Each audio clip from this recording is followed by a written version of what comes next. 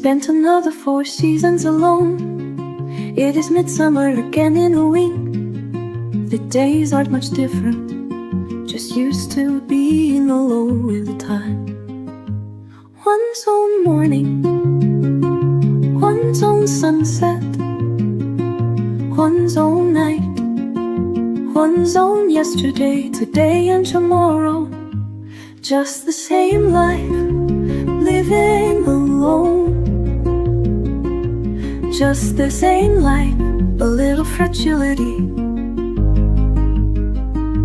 Just the same life, forthright joys, forthright sadness.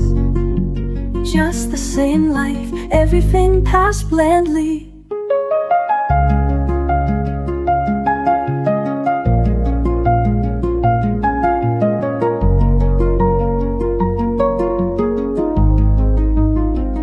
Spent another 4 seasons alone. It is midsummer again in a week. The days aren't much different, just used to being alone with the time. Dalam berkomunikasi antara tenaga medis dengan pasien, ada undang-undang di Indonesia yang mengatur. Di antaranya yaitu Undang-Undang Nomor 36 Tahun 2009 tentang Kesehatan. Undang-undang ini menyatakan bahwa setiap orang berhak menerima informasi tentang data kesehatan dirinya, termasuk tindakan yang akan atau telah dilakukan oleh tenaga kesehatan. Juga diatur hak pasien untuk menerima atau menolak tindakan medis setelah mendapat dan memahami informasi secara lengkap. Namun ada pengecualian. Hak menolak tindakan tidak selalu berlaku, misalnya pada pasien yang tidak sadar atau dalam kasus penyakit yang sangat menular atau gangguan mental berat. Selanjutnya yaitu Undang-Undang Nomor 17 Tahun 2023 tentang Kesehatan. Undang-undang ini adalah revisi dari Undang-Undang Nomor 36 Tahun 2009. Dalam undang-undang ini, hak pasien atas informasi dan penjelasan yang cukup ditegaskan kembali.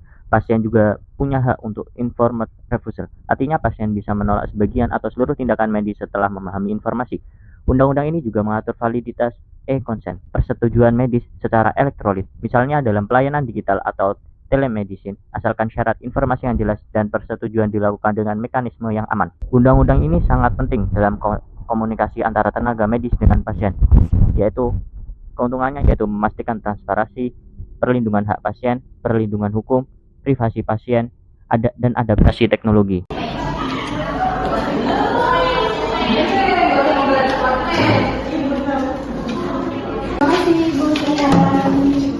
Selanjutnya antrian yang 30. Selamat pagi Bu. Ada urusan apa yang bisa saya bantu? Saya mau ke poli ginjal karena dokter itu minta saya cek fungsi ginjal. Katanya itu dicurigai saya ada penyakit ginjal kronik awal. Terus katanya dicek ada ureum, terus kreatinin sama elektrolit, terus juga urinnya dicek katanya. Oke, sebentar ya, saya buat administrasinya dulu. Baik Ibu, boleh saya lihat KTP atau BPJS atau rujukannya? Ini Mbak untuk KTP sama rujukannya. Baik, saya cek dulu ya. Ya.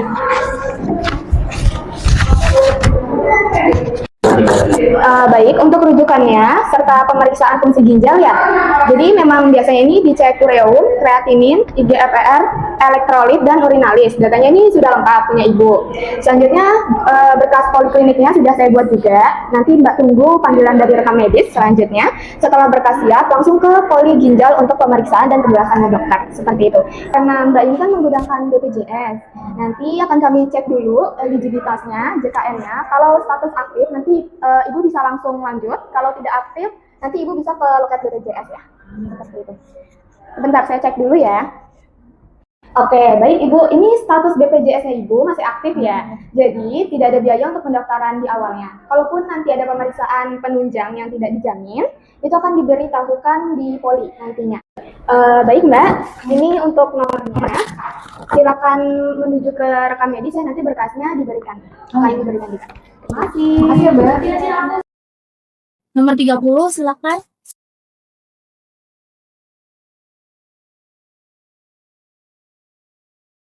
Oke Mbak, berikutnya saya pinjam dulu ya. Saya cairkan rekam medis selamanya dulu. Tunggu sebentar.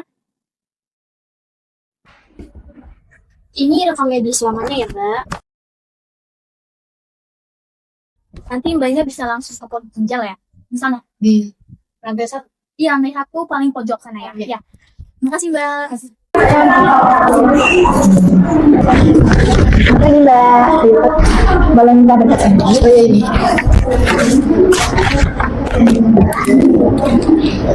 Baik Mbak, saya cek vital sign sama tekanan darah. Oh ya, bentar ya tangannya.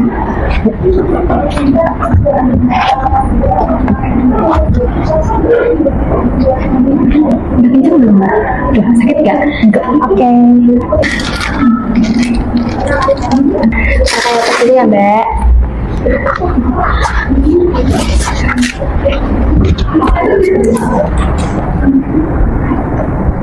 Oke baik Mbak, terima kasih. Bisa duduk dulu sebentar, nanti dipanggil. Silakan masuk di. Oh ya, kemana ya? Sebelah sana. Makasih ya Mbak. Baik, silahkan duduk di sini dulu. Mbak, untuk keluhannya apa ya? Saya mau ini dok, periksa fungsi ginjal itu. Tadi FKTP sama dokumennya udah saya kasih ke perawat. Oke, sebentar ya, saya cek dulu. Atas nama Mbak Salsa? Iya. Baik, akan saya jelaskan untuk screening penyakit ginjal kronik awal ya. Kita perlu beberapa pemeriksaan, bukan hanya ureum dan kreatin. Yang dicek itu apa aja dok? Kita tuh harus melakukan pemeriksaan darah untuk melihat fungsi ginjal. Yang saya mintakan untuk mbaknya itu kreatin serum, ureum, IGFR, otomatis keluar dari kreatinin, elektrolit, HCO3- untuk menilai keseimbangan asam basa, dan saya tambah pemeriksaan urin untuk menilai ada kebocoran protein seperti urinalisis lengkap, ACR atau mikroalbuminuria kalau perlu. Jadi harus lengkap ya dok? Iya Mbak, untuk penyakit ginjal kronik tahap awal ini harus lengkap. Baik Mbak, ini untuk formnya udah saya tuliskan dan ini nanti akan dikasih ke laboratorium. Makasih ya dok. Baik, sama-sama.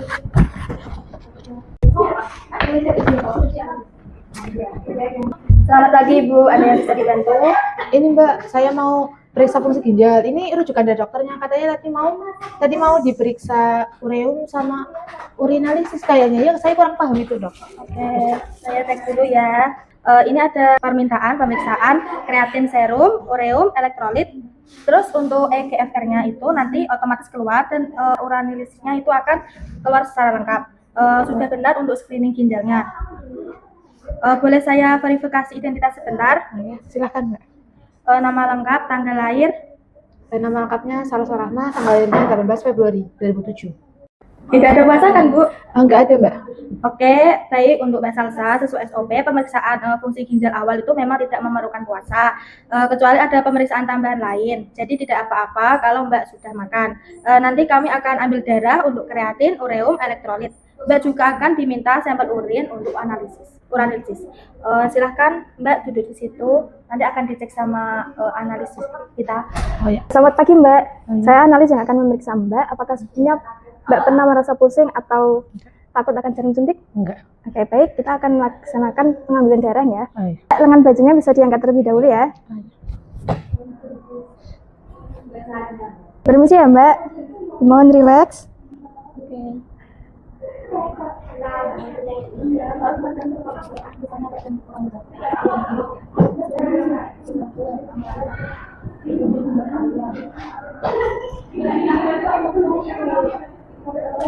Permisi ya Mbak, harap tenang, tarik nafas.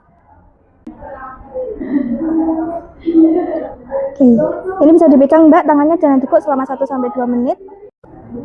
Baik Mbak, ini sampel darahnya sudah diambil. Selain darah, dokter juga meminta Mbak untuk mengambilan sampel urin. Tata cara pengambilan urinnya nanti bisa cuci tangan terlebih dahulu, setelah itu buka wadahnya. Setelah sudah siap, bersihkan area genital, lalu pembuangan urin pertama. Setelah itu urin setelahnya baru ditampung hingga setengah wadah. Setelah itu bisa ditutup rapat dan dikembalikan kepada saya ya. Iya Mbak. Mbak, ini sampel urin saya. Baik Mbak, ini sudah sesuai, hasilnya akan keluar bersama dengan sampel darahnya. Nanti jika Mbak merasa pusing, lemas, atau merasa tidak enak badan, bisa balik ke sini atau memanggil petugas lain ya Mbak. Mbak bisa menunggu di poli lebih dahulu. Mbak, ini untuk hasil pemeriksaan darah dan urin untuk screening fungsi ginjalnya sudah keluar. Akan saya jelaskan terlebih dahulu. Hasilnya gimana dok? Baik, untuk hasilnya darahnya begini. Kreatin Mbak sedikit naik, tapi belum tinggi. EGFR turun sedikit, masih kategori G2 sampai G3A. Ini tanda awal fungsi penyaringan ginjal menurun, tapi masih reversibel kalau dijaga. Ureum juga sedikit meningkat, menunjukkan ginjal bekerja agak berat. Ini pola yang sering kita lihat pada stadium awal penyakit ginjal kronik, terutama kalau kurang minum, tekanan darah kadang naik, atau ada pola makan tinggi garam. udah kena ginjal kronik, Dok. Mbak, tapi belum pada tahap berat, Mbak. Ini stadium awal sekali yang masih bisa diperbaiki. Makanya kita pantau dan atur gaya hidup supaya tidak berkembang. Terus hasil urin saya gimana, Dok? Baik, Mbak Oto. Hasil urinnya juga ada beberapa hal yang perlu diperhatikan.